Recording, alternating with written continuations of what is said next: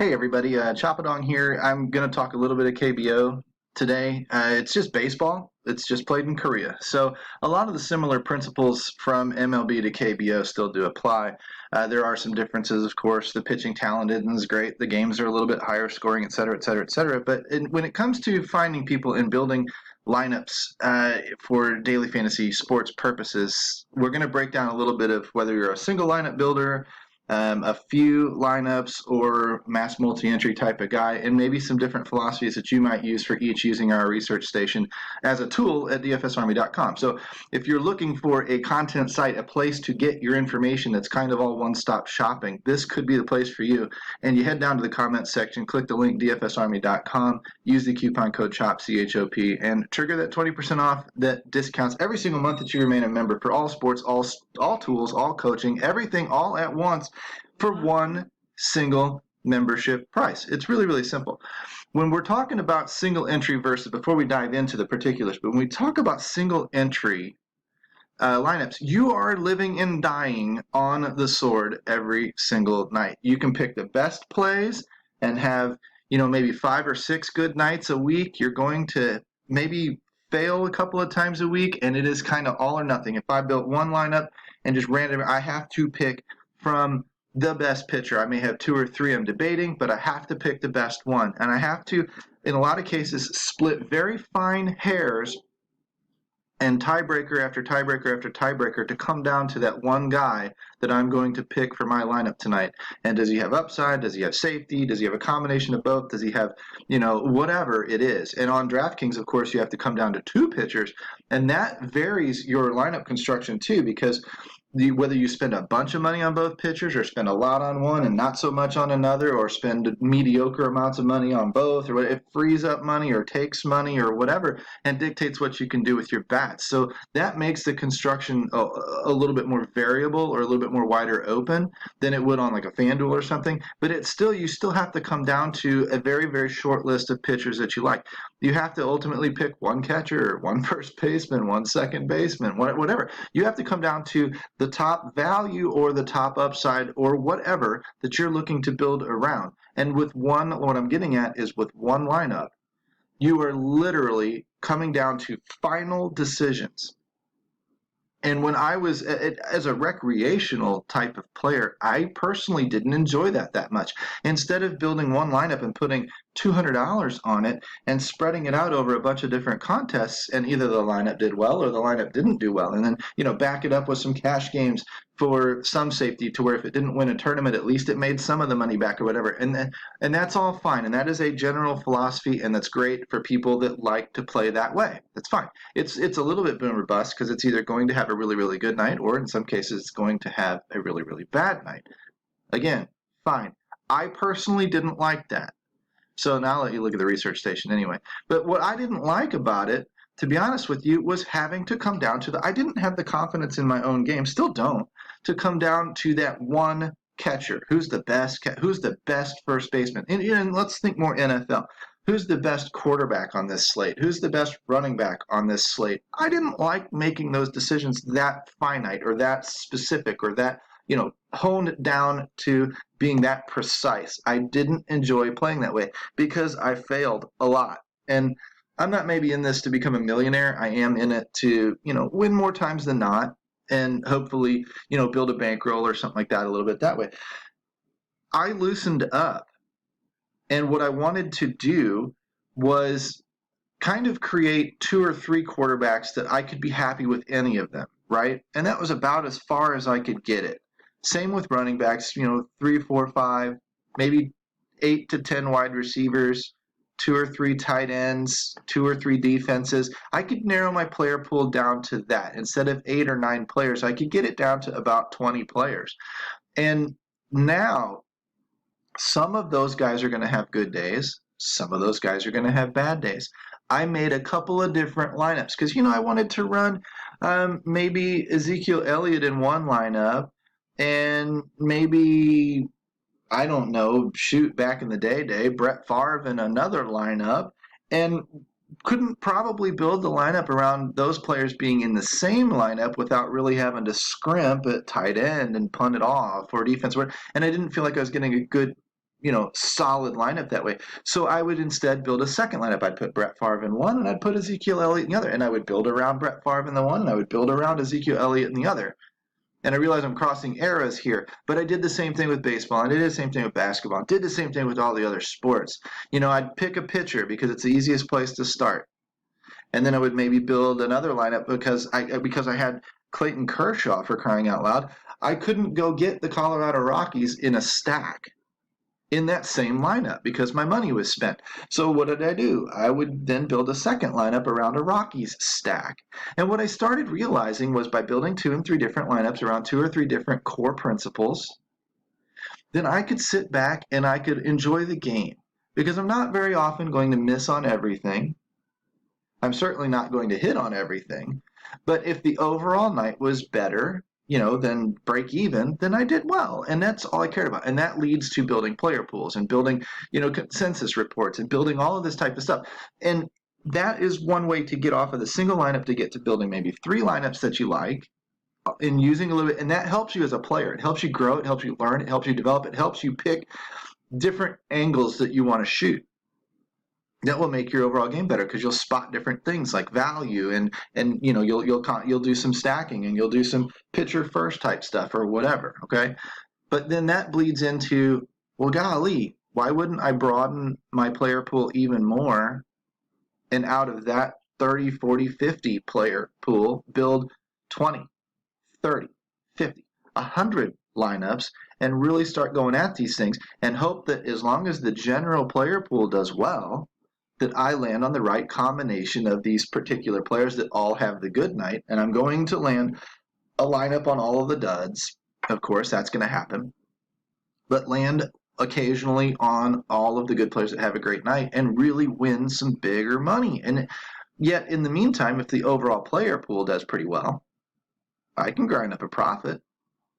50 lineups at a time, 100 lineups at a time, whatever. And that's what kind of leads to the MME philosophy. So really it becomes a matter of how you want to play. Do you enjoy doing hours and hours of research and really pinning it down to one key play? I do enjoy that. What I don't enjoy is after all of those hours being wrong because of variance. That frustrates me. If that frustrates you, loosen up your restrictions a little bit and maybe build 3 lineups. If you really don't have a lot of time at all to put into it, then loosen up your restrictions a lot and go full-blown MME. And I'm not saying that guys don't spend time doing MME. I'm saying they do some. They will key on certain players and give them more weight in their player pool because now you're thinking more along the line of a bunch of individual stocks. And, one lineup might be an individual stock, but 100 lineups is more of a mutual fund or a portfolio of lineups that are kind of all built around the same concepts or 2 or 3 different concepts, but built to function more as a unit, and you're hoping that one of those runners breaks free and goes all the way. If I were to sort our research station in DFS Army, it comes default sorted by DraftKings projected points. And so the high guys up here, Kim, Ramos, Park, whatever, are all up here at the top, right? That's one way to sort things. I can go through here position by position by position, and I can take the top player, projected player or 2 at each position and give them weight in our optimizer by boosting their projection even more so that when the optimizer runs, it tends to pull more of that player than any of the others. And that's how I would bring that guy into more weight into my player pool. I can also decrease it if I don't like the matchup. But here's what I'm really starting to look for now that the season goes on, because I'm seeing people ask questions about, why would I be on this stack or that stack last night? And this kind of branches off into a different philosophy, which the longer I went, daily fantasy sports, daily fantasy sports, daily fantasy sports, daily fantasy sports, always trying to time the perfect play for the perfect day and whatnot. Eventually you burn out and it makes you go, you know what? What if I just ran Drew Brees at home and stacked him with Michael Thomas and Alvin Kamara every single home game, regardless of who their opponent was, regardless of what the industry said, regardless of what all of the touts out on the internet are saying? What if I just did that? Because I've watched in my season-long football leagues how taking an Ezekiel Elliott is a high draft pick, even though he's going to have some bad games. And it's not always in the matchup. Some days he has a bad game in a great matchup, and some days he has a great game in a tough matchup. Why? Variance. But in the end of the season, he's going to be one of the top running backs typically as the season plays out. So why wouldn't I use that same concept for the basis of my daily fantasy sports game? Why wouldn't I make life easier on myself, especially if I'm running mass multi-entry, and just say, you know what, Deucin is a great stack night in, night out. I'm going to always take 25% Deucin stacks. Boom, done. Don't need to do any research. It is what it is. Last night you went against probably one of the chalkier pitchers, one of the more touted pitchers. I mean, touted pitcher in Korean baseball. Come on. If they were any good, they'd be pitching over here. It's where a lot of the Korean players defect to anyway. Not defect like they're running away from their government, but where they leave their league to come over here and play for big bucks anyway. So why wouldn't you stack Deucin in a less than, it's maybe one of the better pitchers the league has to offer, but he's still not a great pitcher. Why wouldn't you stack against him anyway? If you were blindly stacking Deucin every single night at 20 to 25% of your lineups, then you have that good night in you somewhere when it happens and kind of comes out of the blue. These are the philosophies that start coming out. If I was searching for single players, I might look at something like this and search by WOBA. That's going to put the zeros up top, actually.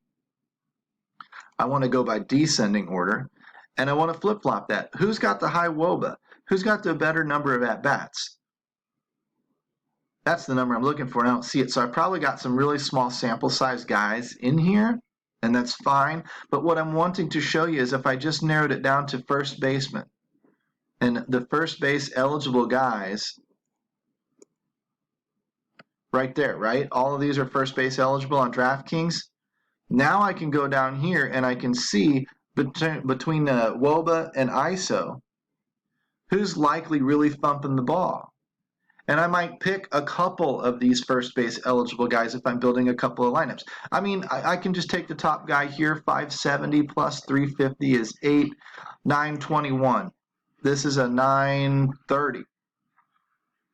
880 roughly. So 930 is probably the top guy, but a 930 and a 921 is not that different. See what I did? I just added WOBA and ISO together. You know, Kang here and Ramos are not that much different. Then you might look, oh, well, salary-wise, this is $500. You can split hairs again and determine who might be the best play. Look at opposing pitching ERA at a 6.1 here and a 3.1, whatever. You can do whatever you want to do to check some boxes and say, yes, this is the better play. Yes, this is still the better play. Yes, this is still the better play. Or you could just take the top 3 or 4 of these guys, adding these numbers together, and then put them in your optimizer by juicing their projections a little bit. You know, maybe you put a smiley face on them and you pull their number up a little bit more, and then let the optimizer mix and match as it builds the lineup for you. Do this with each position. Do this with the second baseman. Do this with the shortstops. Do this with the third baseman, etc. Go into the optimizer and juice all of those projections so it pulls all of the top 3 or 4 from each position forward. And then you set your stacks, Deucin, KIW, KIA, whatever.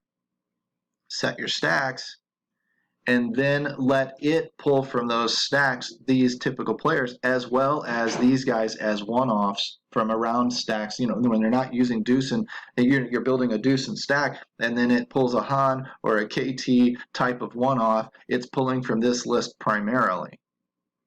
You're going to build stronger lineups. You're going to build better lineups. And when you do that, you're building from a better player pool. And when you're building from a better player pool, you can build one lineup that way and take a bunch of stands and really come down and pin it down if you like to do it that way. Or you can build 3 lineups and be a little bit more generalized in your attack plan. Like I want to build a Deucin stack, I want to build an LG stack, and I want to build around these 2 pitchers and have 3 different lineups with 3 different philosophies. Or you can build units like that in your MME type stuff inside the optimizer. This is stuff we can explain even more as coaches and gurus and whatever inside the DFS army. This is the stuff our content is aiming at with our cheat sheets. We're giving you our player pools so that we can then show you where our numbers came from and sort of the philosophies that we're targeting this night. And either you agree with us or you strike out on your own and don't agree with us. Totally up to you. But if you're really short on time, you've got guys with a track record of success that are building these player pools for you and sharing them with you to cut your research time down so that you don't have to dig into all of these numbers unless you want to.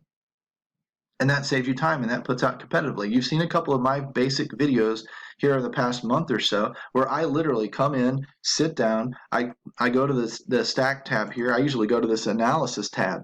And I want to see who was ranked 1, 2, 3, 4, who their actual rank was. 2, 3, good enough. As long as the 6 didn't pop in there, I'm good enough. I could take these 1, 2, 3 Deuce and KW and NCD and boom, go through a 30% on each of those 3 stacks. Run some kind of a 3-man stack. Let the optimizer do the rest of it for me. And maybe boost a few players, the top guy at each position or whatever. And I can build competitive lineups to where night in and night out, in 15 minutes or less, I can just sit down, not do much, let all of the tools at DFS Army do the work for me, and turn around and crank out competitive lineups that have produced some pretty doggone good success. They have produced, I don't know, about a double my money back return in the past month and a half. Running at about 100% ROI. Had a bad night last night and a bad night the night before that included some NASCAR stuff, but that'll all come back because no matter what sport you play, if you use our cheat sheets, use our coaches, use our tools and our research stations and whatnot to identify your key plays, and then use our projections and our optimizer to put forth, in my case, 30, 40 lineups a night. About all I play. I don't max these things out at 100 lineups and 150 lineups. I don't need to. 20, 30, 40 lineups. If I had 30 lineups and 30% stacks on each, that's 3 teams, 10 stacks each. That's enough. If the team does well, then I'm in there. I'm in the hunt. So that type of stuff cuts your research time down, allows you to play more sports, allows you to talk about more sports and learn more about the sports and whatnot. And if you want to dive deeper into numbers, you can. And if you don't, you can let the tools do the heavy lifting for you. That allows you to play every day, whether you've got a little bit of time or a lot of time. It allows you to learn at your pace. It allows you to interact with our coaches and learn slowly so that you can interject opinions about certain things that you're learning when you're researching and ask and get answers and then apply that to your own game. That's how this community works. That's why this community works. So to kind of summarize, 1 lineup, 3 lineups, a lot of lineups, up to you. There's some ways to do it where you can really hone down onto one decision, or you can loosen up your player pool a little bit and generate 3 or 4 lineups with the different angles in them, or grab a little bit of piece of all of that and throw it into an optimizer with a lot of lineups. You can use our cheat sheets to cut down your time. You can use our research stations if you have the time, and you can always ask questions to our coaches and get answers that will direct your research in the direction you want it to go and make you a better player. That, again, is what the community is all about. Hopefully you see that. Hopefully you enjoy that. Hopefully you are enjoying that. And if you aren't, hopefully you do want to enjoy that and you come inside dfsarmy.com, coupon code CHOP. Use that 20% off discount because, after all, what did I used to say? Friends don't let friends pay full price. So jump in here and start asking us questions. We'd love to help you. We'd love to have you. We're looking to build a bigger and bigger community. You've seen the track record out on NASCAR Super Draft and DraftKings, where the helmets are always up on top of the leaderboards, always mixed in there, and we're a very, very strong unit to contend with, and that's what we would like to include you in if that's what you want to be a part of. Take care, guys. We'll talk to you soon.